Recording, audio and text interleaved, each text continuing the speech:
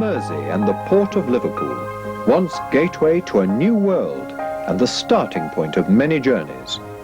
We too will begin a journey which will take us not more than 15 miles from this great river.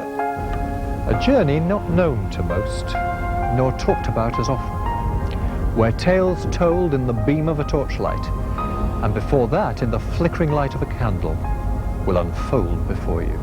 We will visit places not always flooded by the friendly light of daytime, but often hidden in the darkness of night and superstition. I welcome you to the near-forgotten tales of Merseyside as we explore.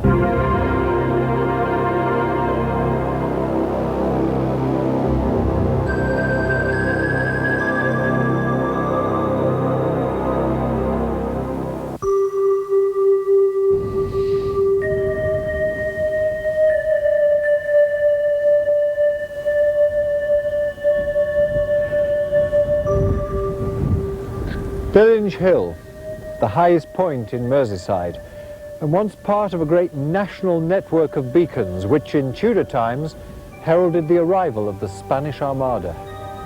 You get a fantastic view from up here. Down there, the town of St Helens.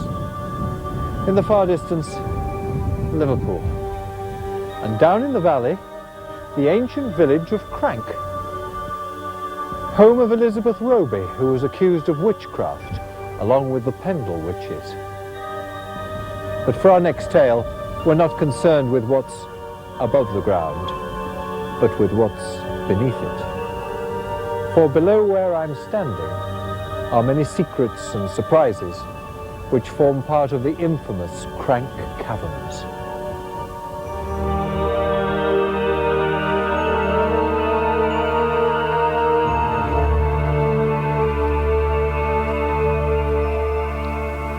It is said that these caverns were used for secret religious meetings, both by Roman Catholics during the reign of Queen Elizabeth and by Protestants during the earlier time of Queen Mary. And certainly during that period they were used as hiding places for local Roman Catholic priests.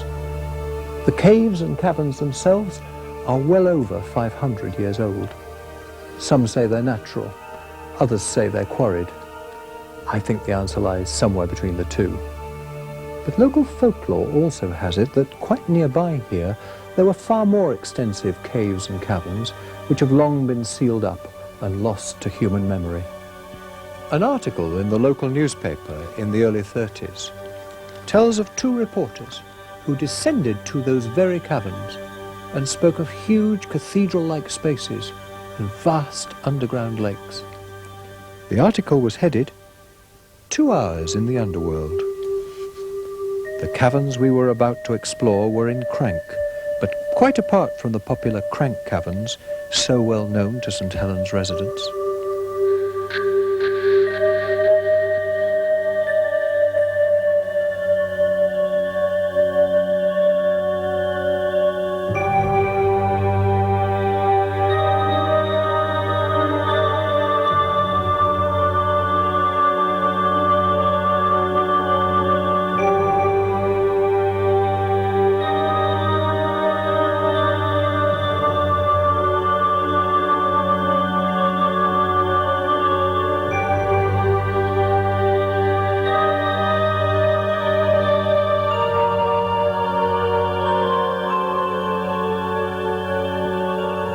It was then, with mixed feelings, that we lay on our stomachs, and after taking one last look at the glorious sky, we wriggled forward towards a hole looking like a slightly enlarged rabbit hole.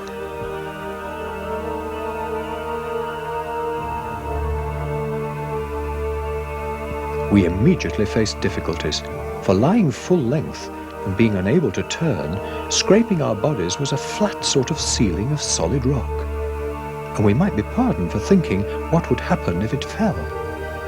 We travelled like this for 30 or 40 yards, and we would ask you to bear in mind that whilst we were worming our way full length forward, we were also dropping down considerably. We left a lit candle to act as a beacon and pushed ahead. Time and time again, we branched off through galleries that simply led to nowhere, and we were forced to retreat our steps to what, for want of a better word, we will call the main gallery. At every crossroad that we came to, we did a spot of pretty work with our chalk, and possibly those who follow us in years to come may be able to decipher our chalk mark pointers. Then, another surprise. A sudden turn in the path, and we were inside a cavern, dark, majestic and lofty. This cathedral-like interior, with its pillared arches and smooth-faced rock, reminded us forcibly of the imposing vastness of Low House Church. Never before have we realized fully the meaning of the saying, "Quiet as the tomb."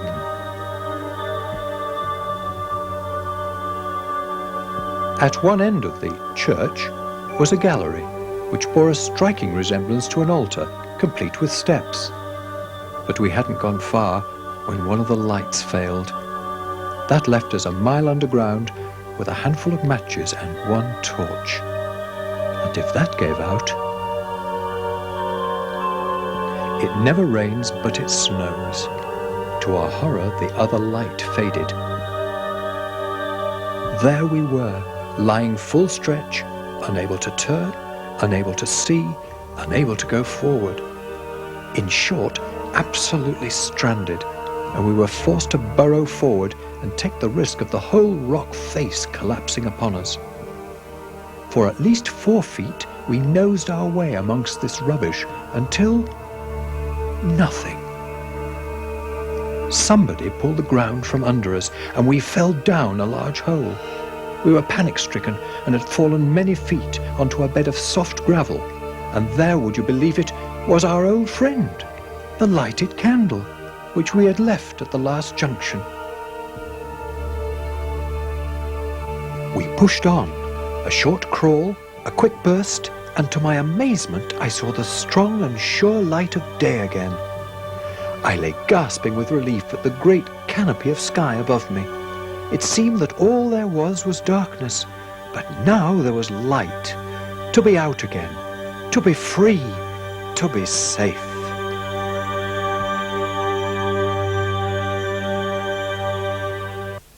Whatever the facts, Crank Caverns has secrets it's not about to give up. But there are possibilities in all of the theories offered. I think it's time for another tale.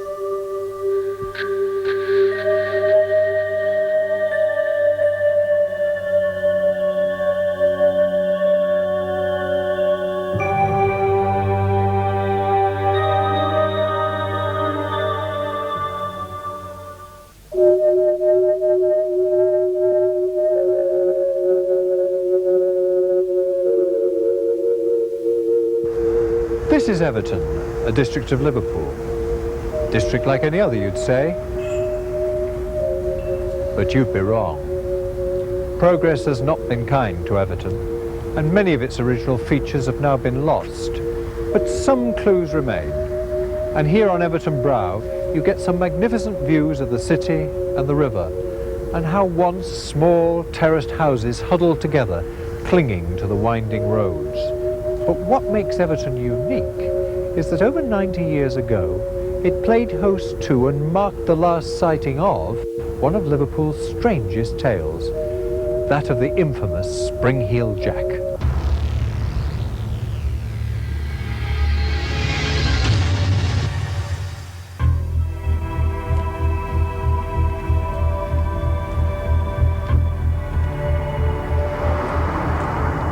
It was here, on William Henry Street, in broad daylight and in front of dozens of startled witnesses, that Spring-Heeled Jack made his final appearance.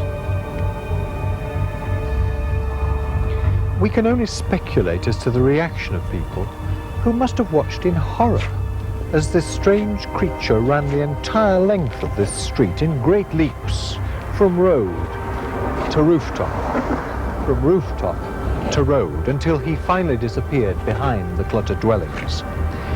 And although this could be seen as a one-off event, nothing could be further from the truth. It was the culmination of dozens of sightings the length and breadth of the country, some dating back to up to 50 years previously.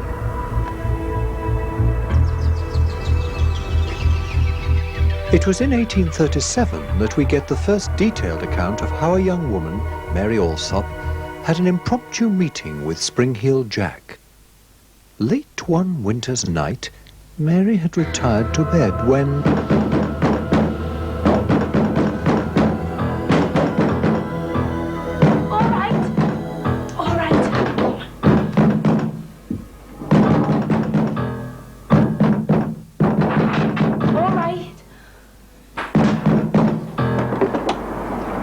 Who is it? Bring a lamp. They caught Jack in the lane. Jack?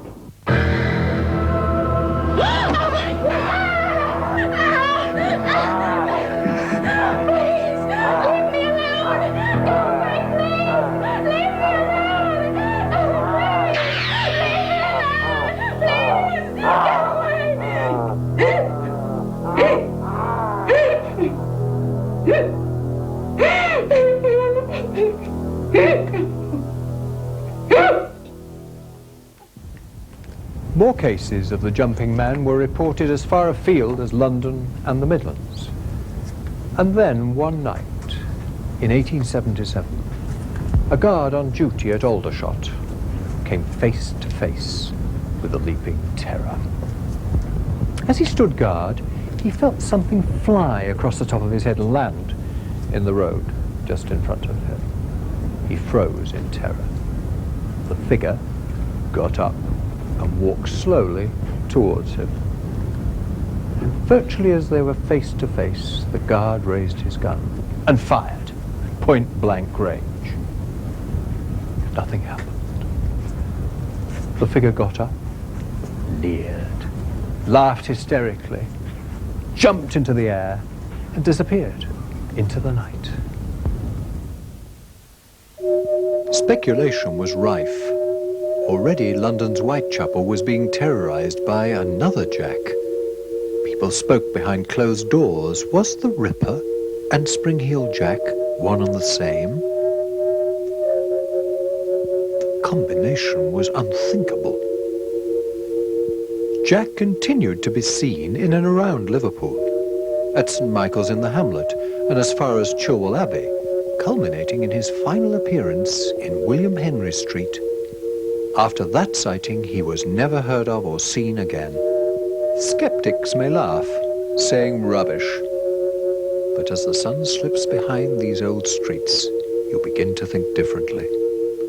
Just maybe something happened here we do not have the answer to. But while we ponder this strange slice of Liverpool history, a new tale is waiting to be told.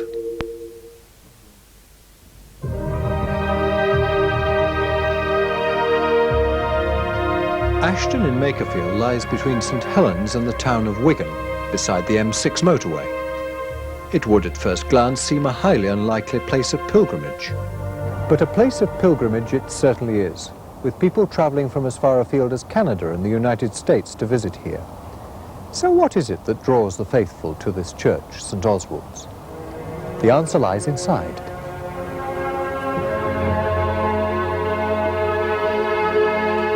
The church is a remarkable achievement in architectural terms. Fine domed ceilings and magnificent stained glass. But these are not the only features that draw the faithful here. There's something else, something totally unique.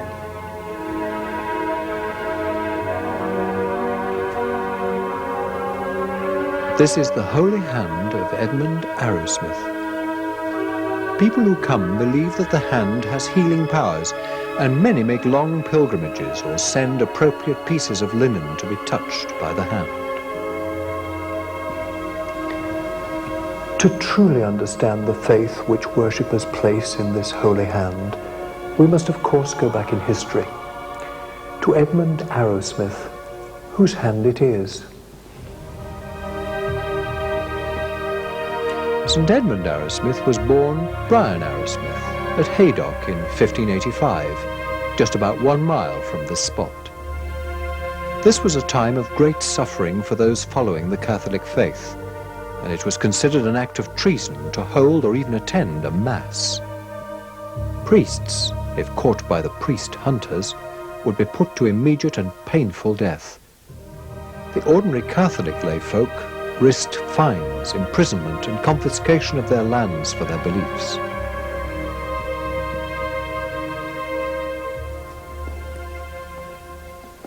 The Arrowsmith family suffered greatly at the hands of the priest hunters, as the religious persecutors were called.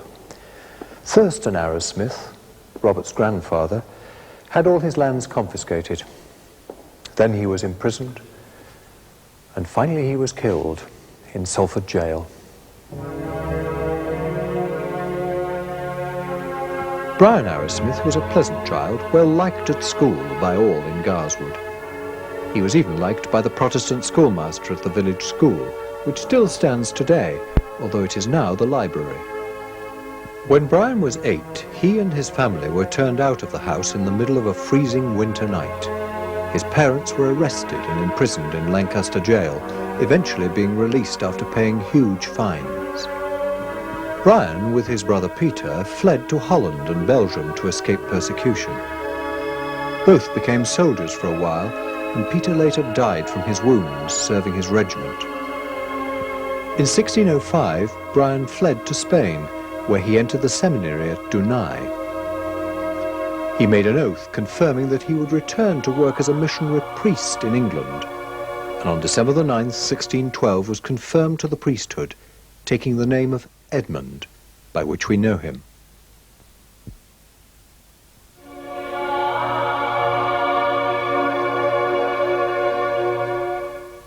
In 1613, Edmund arrived back in England to begin his work as a priest.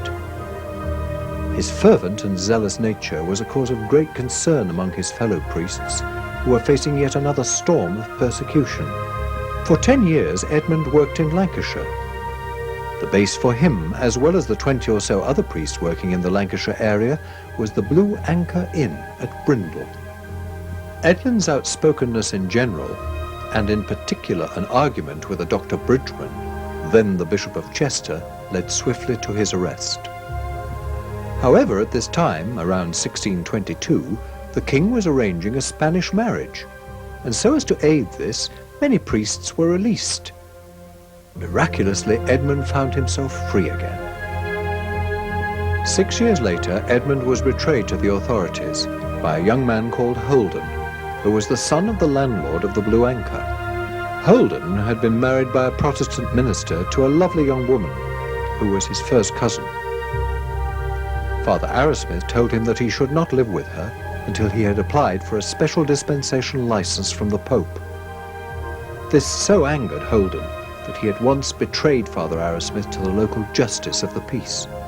This man was not a priest-hater and had no wish to arrest Edmund, so he sent word that the priest hunters were on their way, so that Edmund could make good his escape. The young Edmund was duly warned, and mounted his horse and rode quickly in the direction of Preston across Brindle Moss. His way was suddenly blocked by a large water-filled ditch, which the horse refused despite many attempts to jump. At this point, Edmund's pursuers caught up with him and proceeded to attack him with sword and pike. Edmund managed to defend himself reasonably with a simple, stout stick. However, when this broke under the fury of his attackers' blows, he was overpowered. He was marched here to the Boar's Head at Brindle, which still stands today. He was then locked in a small outhouse, while his attackers spent the night revelling, spending the money they had stolen from him. The following morning, cold and tired, he was marched along this very road to his trial at Lancaster Castle. The judge at Edmund's trial was a notorious anti-Catholic named Henry Yelverton. On August 26, 1628, Edmund Arrowsmith was summoned to appear before this evil man. The trial, so very typical of its type, was a shambles, a mockery to justice, the outcome a foregone conclusion. The end came quickly, with Edmund time and time again refusing to deny his faith, often saying, "I will not defend my faith with my words, but will gladly seal it with my blood." Yelverton did not waste time. He ordered, "You shall be hanged by the neck until you be nearly dead, your limbs dismembered before your dying eyes, and thrown into the fire, where likewise your bowels shall be burnt, while your proud head shall be cut from your body, and set upon a pole atop of Lancaster Castle for all to see. The quarters of your remaining body shall be placed in the four corners of the castle, and may God have mercy on your soul." He ended his speech saying, "I would like that all the priests in England might endure the same sentence." On August the 28th, Edmund Arrowsmith was told he was to die that day, and his reply was, "I beseech my Redeemer to make me worthy of it." A large crowd gathered to witness the end. Bound to a hurdle and dragged by a horse, Edmund arrived at his place of execution. Witnesses stated, before Edmund was hung, that luminous shafts of light streamed to the place of execution. Many said they had never witnessed anything like it. Despite the authorities' best efforts, relics of Edmund were recovered. The most precious of these was one of his severed hands, which was taken and kept safely. Edmund Arrowsmith died a martyr, his memory kept alive by his dignity and strength of belief. And even now, every Sunday afternoon at St. Oswald's Church, the hand is venerated, and people go to receive its touch of blessing. At the time, he had arthritis for 6 years. I took him to the service that Sunday. The Father Canon Ripley, at the time, he got the holy hand, and he rubbed it round his wrists and fingers. And we went home that night. And been home an hour or two, I thought I'll just have a look at his hands. There was physio exercise, which was bending the fingers, and you used to feel the bones grit and rub. That Sunday when we got home, they didn't, and they never have done since. Well, I felt like tingling when I felt seeing Edmund Arrowsmith's hand, and I noticed improvement. I was doing the actual exercises on my hands and in the church, and when I got here, Dad did the same exercises on the fingers, and he noticed improvement too. To locals, this is the place of Edmund Arrowsmith, and home to the Holy Hand.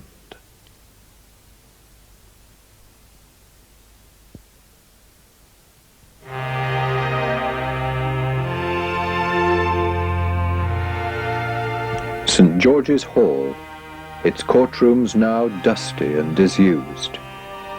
Our next tale follows the tragic life of the first American woman to be tried in a British court. Facing a society then drenched in social and sexual hypocrisy, this is the incredible story of Florence Maybrick and how she was brought to trial for the murder of her husband, James.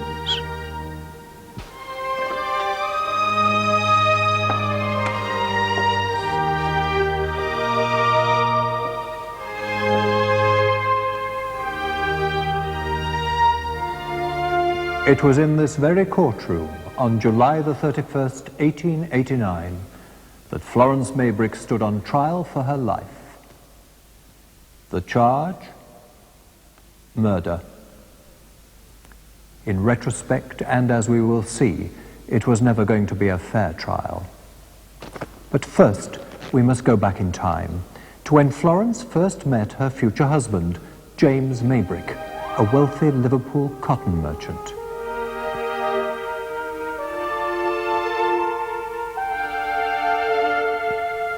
The year is 1880, and whilst on board a transatlantic steamer, Florence and James Maybrick met for the first time. James had been on a business trip to America, while Florence was en route to Paris with her mother. James Maybrick was captivated by this young woman, for she was only 18 years old, impulsive and a cosmopolitan girl, while he, 24 years her senior, became more and more enamored. By the end of the cruise, James had proposed.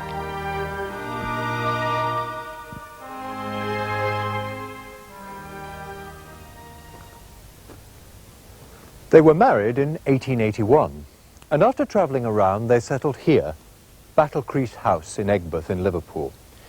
Affluent and content, Maybrick was, after all, a very successful cotton merchant. They settled down to married life.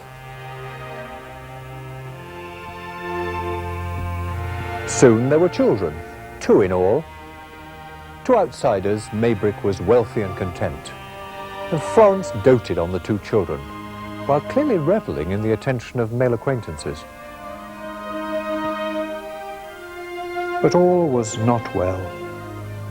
The couple were increasingly drifting apart. Maybrick himself was subject to fits of rage and violence.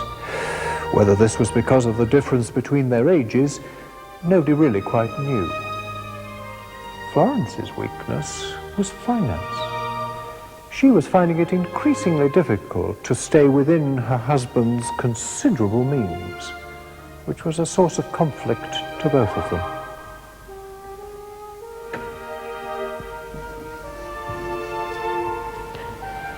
James had become a whining hypochondriac, distressed by constant phantom aches and pains, a factor that was to become so important later at Florence's trial. Maybrick also had a growing drug problem. He was taking increasing quantities of arsenic, as a general pick-me-up, but also to bolster his declining sexual powers. Things were going from bad to worse.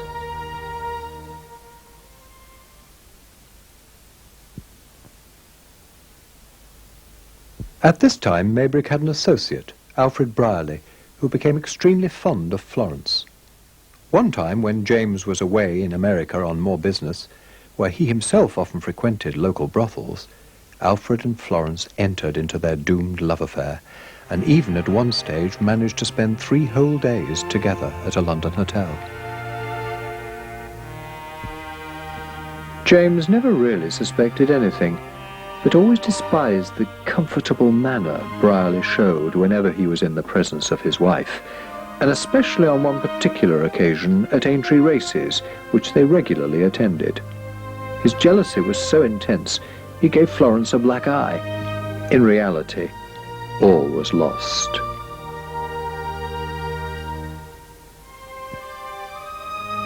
It was at this time that James Maybrick began complaining about consistent pains in his stomach. An early examination resulted in the doctor diagnosing no more than dyspepsia. It was highly unlikely, except for understairs gossip, that Florence would ever be accused of poisoning her husband. The children's nurse, Alison Yap, was the one who fueled the fire of discontent concerning Mrs. Maybrick's conduct. Alison had a deep distrust of Mrs. Maybrick ever since she had discovered flypapers containing small amounts of arsenic soaking in Florence's bedroom. Florence later explained she used the arsenic for a skin problem that she often suffered with. This was more than likely true. Like James, most affluent men and women of the time were vain, and many took arsenic to give themselves the then fashionable pale complexion. But Alison Yap, from that moment on, watched Mrs. Maybrick more closely. She even kept James Maybrick's brother Michael informed of all events. Until finally, James Maybrick died. And it was his brother Michael's constant objections which stopped the doctor, who found nothing suspicious about Mr. Maybrick's death, from signing the death certificate. 3 days later, Florence Maybrick was arrested. First, she was taken to the small police station in Lark Lane, then on to Walton Jail.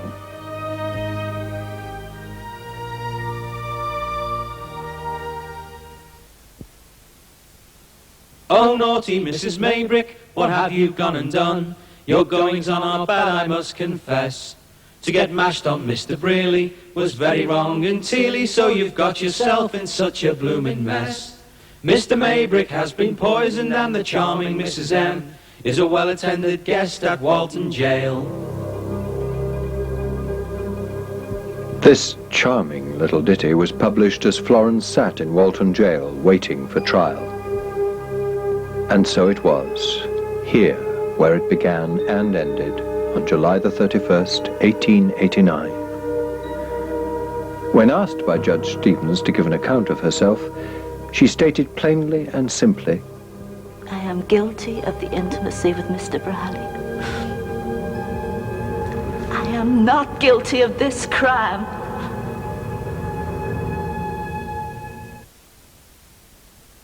the whole proceedings would never have come to trial if not for the insistence of James's brother Michael Maybrick, who had received a letter written by Florence for Alfred Brierly and intercepted by the nurse Alison Yapp.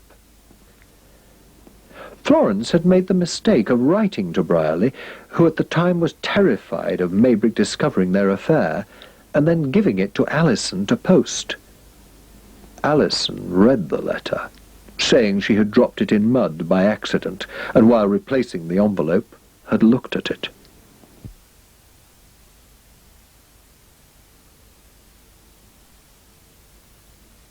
My dearest, he is sick unto death. The doctors held a consultation yesterday, and now all depends upon how long his strength will hold out. We are terribly anxious. I cannot answer your letter fully today, my darling, but relieve your mind of all fear of discovery now, all for the future. Florence had naturally helped to care for her husband. An opportunity to poison him was obviously there. An important part of the prosecution's case was that, on one occasion, meat extract had been prepared in a jug. It was later removed by Florence and then returned. When inspected, it was found to contain grains of arsenic.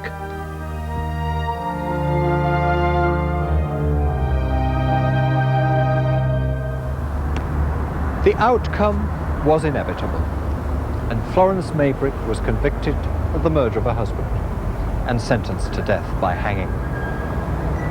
Fortunately for her, the judge was severely criticized. He was booed and jeered as he left the court. During the trial, he continued to show confusion over vital dates, and doubts were cast as to his mental stability.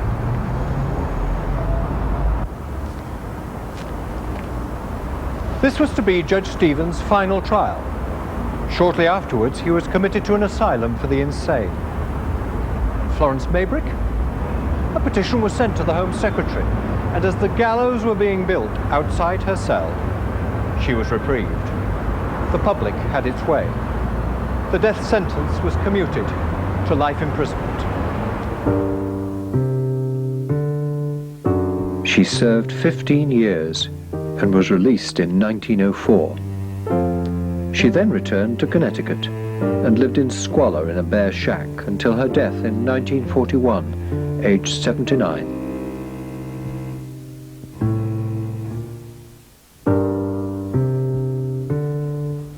Florence Maybrick's adultery was offered as the main motive for murder.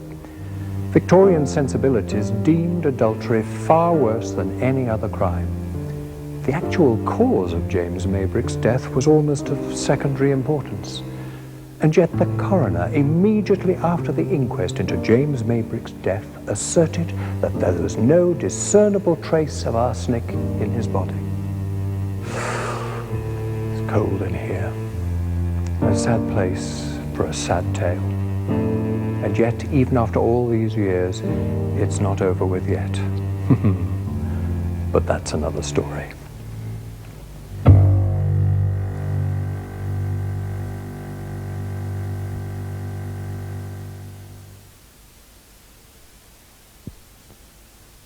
The River Mersey, for centuries a barrier to the free passage of goods and materials.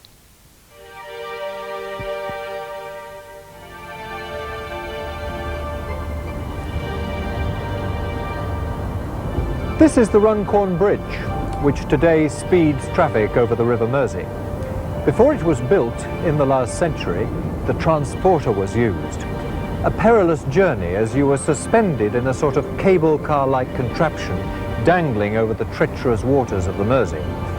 The transporter was also used as a means of crossing the Manchester Ship Canal, which runs in parallel with the river here and gives direct access to the inland port of Manchester.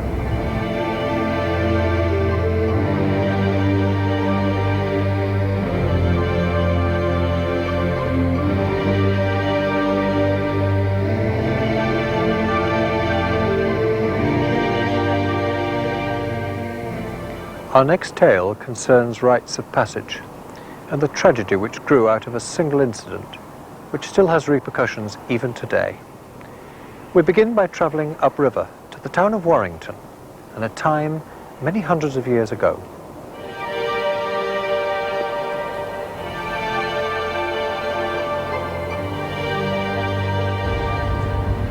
Warrington Bridge, the place where the Duke of Hamilton surrendered to Cromwell in 1648 after his battle at Red Bank. Here, the Mersey is a much younger river, and best spanned by the arch of a stone bridge. But this wasn't always the case. Until the 14th century, the only way to cross this river was by ferry. And whoever owned the ferry rights made a handsome living. So that when a bridge was finally built, conflict was inevitable. Add to that the wounded pride of a medieval king, and you've got all the ingredients of a tale of revenge, tragedy, and bloodshed, which took place within the walls of Bewsey Hall. In 1429, King Henry VI, who was only 10 years old, was travelling north towards Lancaster and wished to cross the Mersey close to Warrington. His party reached the bridge, the rights of which were owned by Sir John Boteler.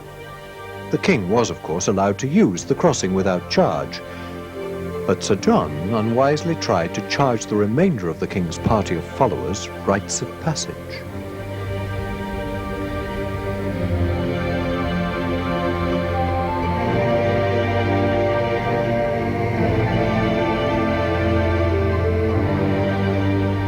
The king, however, felt deeply insulted and his honour tarnished by Sir John Boteler, vowed to redress the wrong, and demanded the services of Lord Stanley, who just happened to own the rights to the river crossing here at Fiddler's Ferry, which had lost most of its trade to the bridge upstream. The Earl of Derby gave Lord Stanley, his son, a simple order: to end the line of Sir John Boteler. And so the plot of terrible murder was conceived. Sir John resided at Bewsey Hall, a fortified manor house with surrounding moat and many defences. Along with his young and beautiful wife Isabella and his infant son and numerous servants, they lived a comfortable life. However, the peace of those times was soon to give way to chaos and murder. On a dark and moonless night, Christmas Eve 1430, Lord Stanley and the assassin William Savage, his accomplice, silently crossed the still moat and entered Bewsey Hall. Helped by a treacherous servant, doors normally closed to raiders were left open. Death entered Bewsey Hall. Using information from the bribed servant, the assassins soon stumbled upon a sleeping Sir John, caught surprised and unable to defend himself. He was hacked limb from limb. The noise of murder and terrible suffering soon awoke the whole household.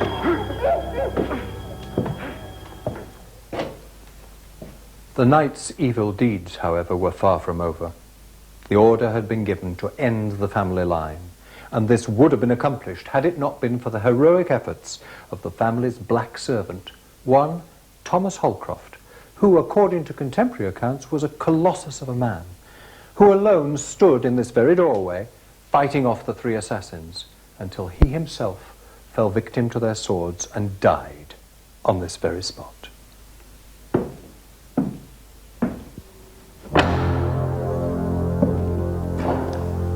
On that night, the beautiful and vulnerable Isabella was alone in this room. Sensing imminent danger, the nanny had spirited away her young son to the protection of a religious order in Warrington. The terrifying cries of her husband brought Isabella into this room, and her servant Thomas to that doorway. Such was the ordeal that Isabella was forced to witness and endure that evening at the hands of the assassins. She barely survived. She was later found by the Franciscans and nursed back to health, and later reunited with her young son.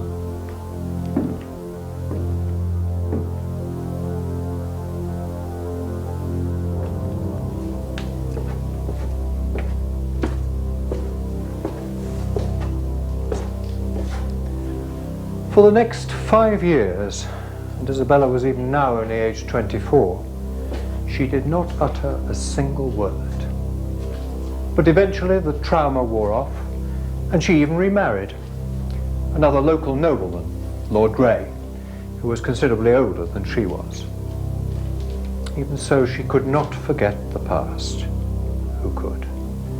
And she asked her new husband to use his considerable influence at court to exact some sort of revenge for the death of her former husband. Lord Grey, sensing the wrath of the king, disowned her and dissolved the marriage. Isabella had been married for only 6 hours. Isabella died on the 22nd of May, 1441, aged 30. Her soul tormented by the fact that she could do nothing to avenge her husband's death. And so the story ends. Or does it? The walls of Bewsey Hall still remain, and there are those who believe that Isabella will never give up her fight for justice.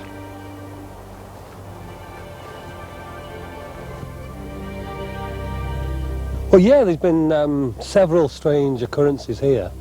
My experience is probably limited to 1 or 2 times when I've seen things. I can't really tell you what they are. The first time it happened to me was about 2 o'clock in the morning. The alarms had gone off in the building. I put a tracksuit on, come out into the building. There was no lights on then. We've since had it rewired, but there was no lights at all. So I walked up, no break-in anywhere, and this particular room that they'd gone into on the first floor, what we call Zone 5, there's no way anybody can get into that room without triggering one of the other alarms off first. So the only thing I could think of was that perhaps a rat or something had got in and nibbled the wires. So very bravely I walked in, running my hands down the wires, hoping to feel for a rat bite, you know, a break in the wire where the rats had nibbled it. And I just happened to see on the opposite side of the room, all I can describe it as is a greenish, smoky haze. I really don't even know if it had legs at the time because I wasn't there very long. I hit about 2 stairs on the way out. It terrified me. I got home, went into bed. My wife saying, what's going on? You know, I said, oh, nothing, fine. You know. But it did take me a couple of days to actually go back into that part of the room. Now, since then, I've seen that on several occasions. It still makes me uneasy. Not always in that room, sometimes in other parts of the hall, even once in my Victorian flat. I don't know what it is. I speak to it now. I think it may be Isabella, who knows. I actually say to it, okay, Isabella, it's only me, it's only John, you've triggered the alarm, your baby's fine, and then I'll leave. She hasn't answered me back yet. I'm not really sure whether I want her to or not. But I'm not the only person to see it, which helps my sanity, I think.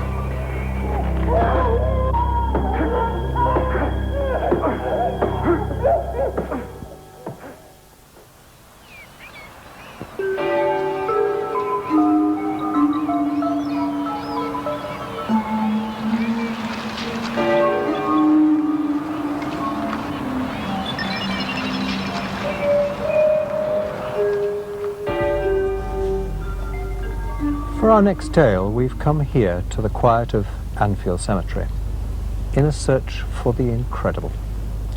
Over there in a quiet corner is the grave of James Maybrick, whose wife Florence was convicted and imprisoned for his murder over 100 years ago. As if the controversy of the murder and the double standards of the trial were not enough, nothing could prepare us for the sensational twist in the story of James Maybrick.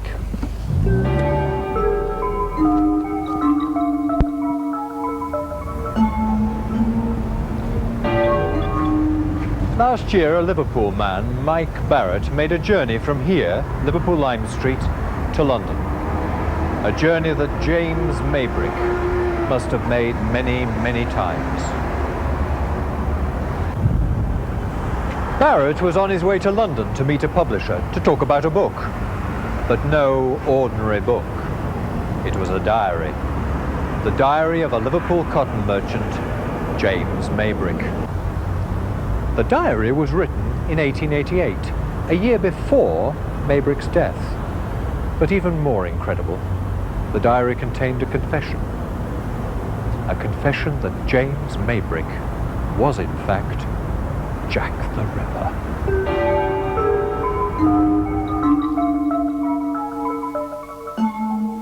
London's East End, Whitechapel, with its pitiful run-down appearance, slums teeming with thugs, thieves and prostitutes. It was here, during the summer of 1888, that 5 prostitutes were cruelly and viciously murdered by the infamous Jack the Ripper. What possible connection do these terrible murders have with James Maybrick? His diary, however, gives us the chilling answer. The majority of Ripper experts who have examined the diary, and while they themselves have chosen different suspects, none can prove it is a complete fake. Last year, 2 Liverpool brothers came forward with a small gold pocket watch on which was inscribed the name J. Maybrick. And round that name was scratched a series of initials which conformed exactly to the 5 Ripper victims' names. Even more frighteningly was added the statement scratched on the surface: I am Jack. An eminent metallurgist has looked at the watch and the gold, and he's verified that it comes from the period about the time James Maybrick was alive.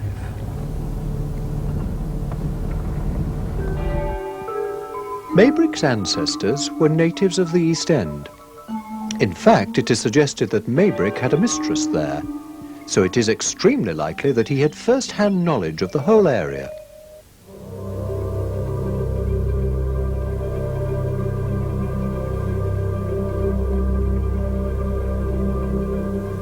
This is the Post House in Cumberland Street, a warm, friendly, traditional pub in the heart of Liverpool, where, according to Maybrick's diaries, at this very table, he first decided to kill.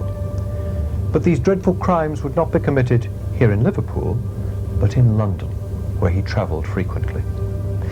By now, Maybrick was a chronic hypochondriac. There wasn't a malady, not a sickness from which he did not suffer.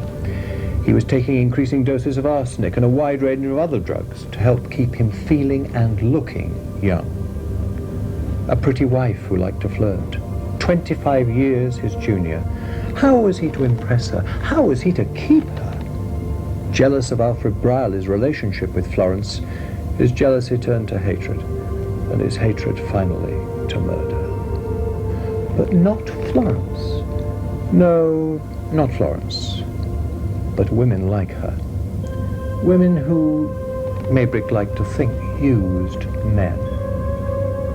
Yes, they would be the ones to suffer. They would be the ones to pay the price with their lives.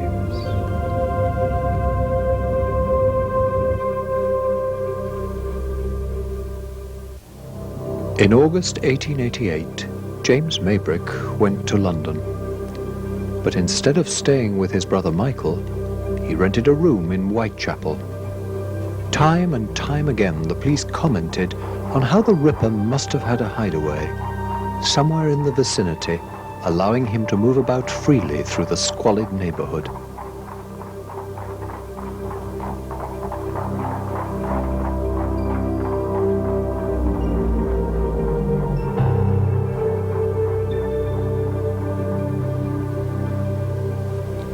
Near 3 of the 5 murder sites, the letter M was identified.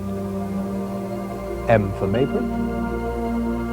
Or just another cruel clue in this game of deception the Ripper was playing with the Whitechapel police? This is James Maybrick's grave, as it was then and as it is today. The cross on the top is missing. Could be a mindless act of vandalism, or it could be something more significant. Either way, these are the facts. Make of them what you will. All I can tell you is, standing here by his grave does make you wonder whether there shouldn't be 2 names inscribed here, not just one.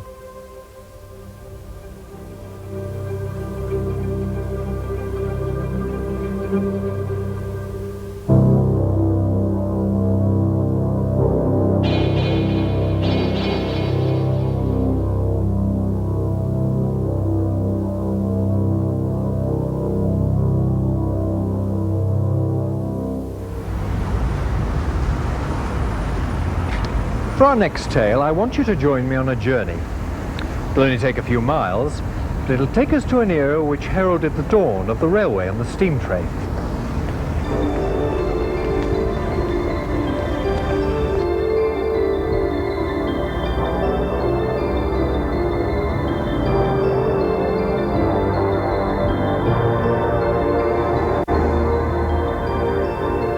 This is Edge Hill, the place where Joseph Williamson chose to perform and execute one of his most extraordinary follies. Williamson was born in about 1780, and at the age of 11, he left home to seek his fame and fortune here in Liverpool, a city then that was a thriving port. He tried to find work in a tobacco factory run by Thomas Moore Tate. He was taken on. He rose through the ranks. He was trusted. So trusted, in fact, that he married the boss's daughter, Elizabeth. And when Thomas Moore Tate himself retired, Williamson took over the business and went on to amass a considerable fortune. But it was only when Williamson himself retired that the full extent of his eccentricities manifested themselves in his peculiar desire to burrow.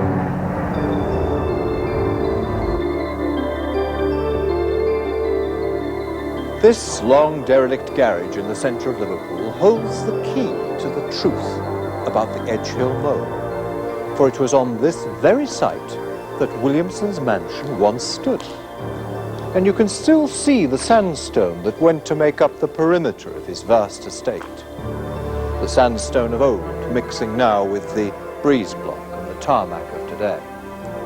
For beneath this very concrete floor lies the entrance to the myriad of tunnels which Williamson and his builders started digging in the early 19th century, and they didn't stop digging for 26 years. What we're going to find when we go down there, I'm not quite sure, because every descent brings more discoveries of new branches of tunnels. So let's talk to the man who first discovered the tunnels, Gabriel Mules, who is determined to continue the legacy of Williamson right into the 21st century. Gabriel. Oh, how do you do? Nice to meet you. What was the first reaction when you walked underneath here? Oh, well, I was terrified. I can assure you. I was a bit, early scary sort of thing, because, we're going into unknown territory, And as I say, when I seen the size of some of them, I was a bit frightened. I didn't know what was going to be down there, one thing and another. And then, I realised, what piecing everything together. I said, this is part of his, underworld kingdom. It's not just under his house, it goes for miles. It wasn't just tunnels, was it? It was whole rooms. Oh, yes, I mean, there was where we're going to go now is, we're actually going to go into a banqueting hall underground.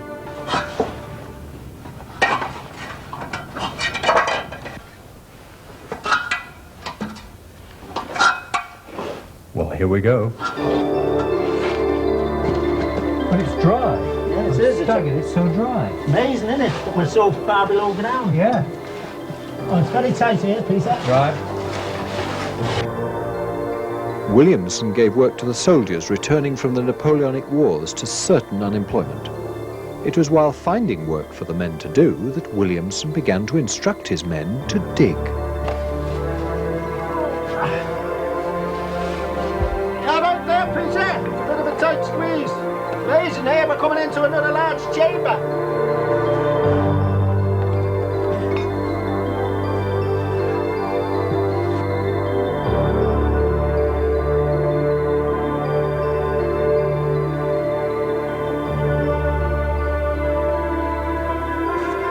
So, Gabriel, where are we now? Well, this is what's known as the banqueting hall, what he had underground. Right. And what are these holes here? Because we're at the top now, aren't we? That's right, down. yeah. So what are these? Well, we're at the ceiling. What are those? They're the method they used of putting the scaffolding up, so the men could stand up and do the arch. Oh, to this fantastic ceiling. Yeah. Great. I mean, you can see the brickwork there. Beautiful. Yeah. And this is solid rock they went. Oh, yeah, this is all virgin rock, as you can see all the chisel marks. Oh. There we go, Peter. Well, we're down on a bit of level anyway. You all right? Gabriel, this place is just incredible, isn't it? Well, actually, there's a lovely story to this, Right. Peter, you know, about the banqueting hall. Yeah. Going back in the 1820s, he invited all these influential friends, you know, with shipping merchants and etc., to an evening meal. And on the tables, all there was jugs of water and dry bread. And I said, you know, man must be mad. He's expecting us to sit down to that. So they all went, except a few. A few remained behind, and who were prepared to sit down and eat the meal with him. Now, when all these so-called friends went, he said to his real friends, he said, now that I know who my real friends are, I will take you now to a meal what you've never ever seen before.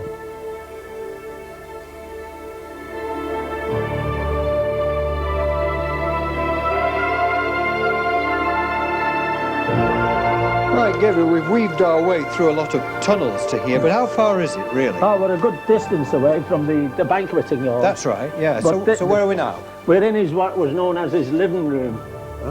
What had happened there is that his wife died and he went like a bit of a recluse.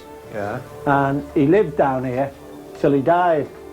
And this is where he used to stay. This is his actual fireplace, as you can see. Oh, I can see, Yeah, yes. see the hooks where he used to hang the Pots and pots pans. over and cook his meals. And the fire was And there? the flue was to take the smoke up to the surface. Oh, I see. You know what I mean? You know, the draft would take the smoke straight up. Right, as you can see, Peter, these are the arches. See the brickwork that's done here? It's fantastic. It's what's known as a bishop's arch. Where's it going now? What's the future here? Well, my vision is to see that all his work is recycled and we keep the skills going. And this is because we've got so much unemployment now today, and I hope to create a lot of work out of this by refurbishing these tunnels and turning them into like a tourist attraction. And what do you think Williamson would have thought of what you're doing now? He's probably laughing at me now, saying, good on you, mate, get into it. You're doing what I want you to do. And all we'll lack is a glass of his wine now in his cellar. Well, let's hope if we could do a bit more searching, we might find the odd barrel. Cheers. Cheers, Drink mate. to that.